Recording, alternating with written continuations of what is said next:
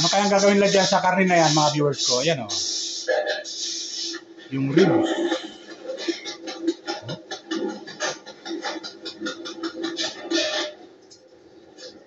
Mukhang masarap yung gagawin lang.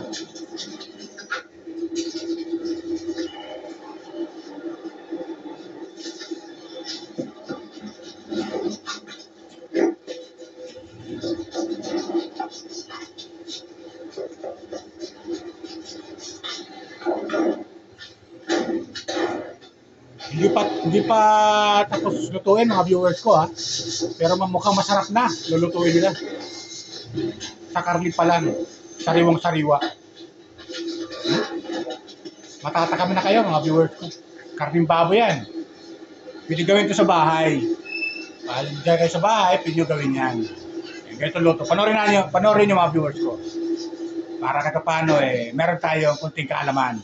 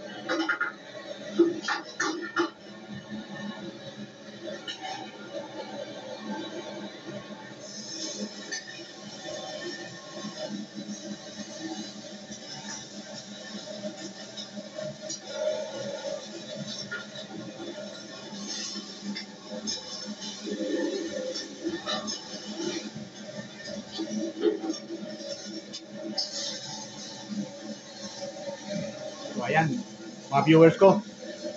Diba? Sarap. Iniihaw pa lang sila, ha. Iniihaw pa lang yan, pero masarap na. Malapit na maluto, mga viewers ko. Sarap, oh. Bagamat ginagawa natin dito sa bansang Pilipinas. Napakasarap. Ayan na, oh.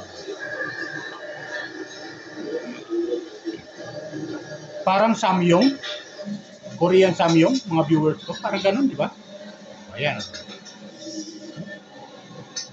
Ano kaya sa palagay natin? Luto na kaya ito? Ayan na. Finished product. Matatakam kayo, mga viewers ko. So, dito yan, matatagba mga viewers ko sa Hong Kong. Korean food restaurant sa Hong Kong.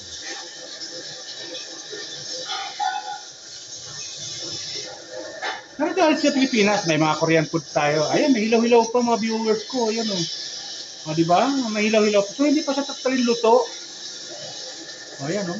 May mga mapula-pula pa eh. Parang samyong. O, diba?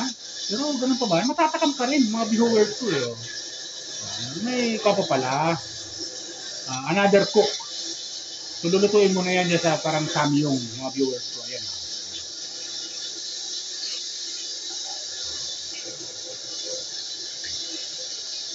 Sarap, mga viewers ko. Dito yan sa Hong Kong, sa Korean food restaurant. Meron dito sa Pilipinas, mga viewers ko. Ayan na. Pati yung sausawa, kumukulo na. Mainit-init pa. Sarap, mga viewers ko.